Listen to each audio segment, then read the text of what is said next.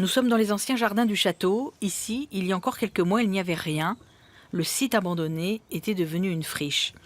Aujourd'hui, l'espace abrite une roseraie, 450 roses, 200 variétés. Et si elle a pu voir le jour, c'est principalement grâce aux fonds européens. Le FEDER a versé 40 000 €.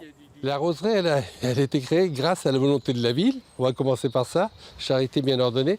Et grâce aussi aux subventions que nous avons pu avoir, et donc aux fonds européens en particulier. Vous savez, quand on monte un dossier, on a besoin qu'à un moment, il y ait quelque chose qui déclenche. Et ce qui a déclenché, ce sont les fonds européens.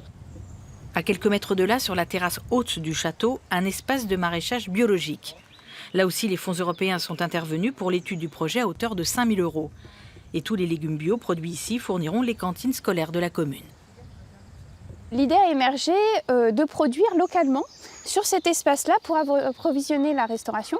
Seulement, pour mettre en œuvre le projet, il a fallu en étudier la faisabilité économique et financière.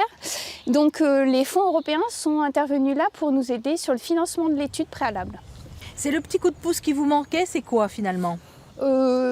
C'est aussi un début de reconnaissance de l'intérêt du projet, puisque on a été soutenu par le programme européen Leader qui soutient les projets innovants. Donc dès le démarrage, finalement, ça a été considéré comme un projet innovant. Et derrière, l'année dernière, on a été primé au Salon de l'Agriculture au titre du programme national pour l'alimentation. Donc on a confirmé finalement ce que Leader avait pressenti.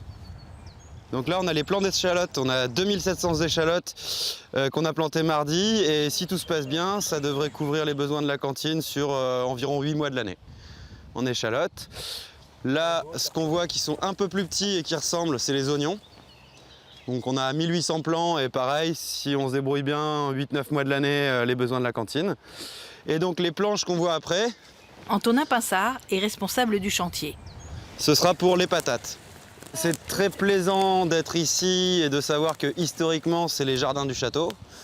Il y a un autre côté qui est plaisant, c'est que du coup, vu que c'est le jardin historique, eh ben, la terre est bonne. Il n'y a pas beaucoup de cailloux et on a un peu de mauvaises herbes à gérer parce qu'on vient de le reprendre, mais ça pourrait être pire. Donc on a tout ce qu'il faut dans le sol pour que ça pousse. Enfin, dernier coup de pouce européen qui concerne cette fois des hébergements en bois pour les cyclotouristes de passage à Château-Renaud. Installé au cœur du camping municipal, l'Europe a versé 16 000 €.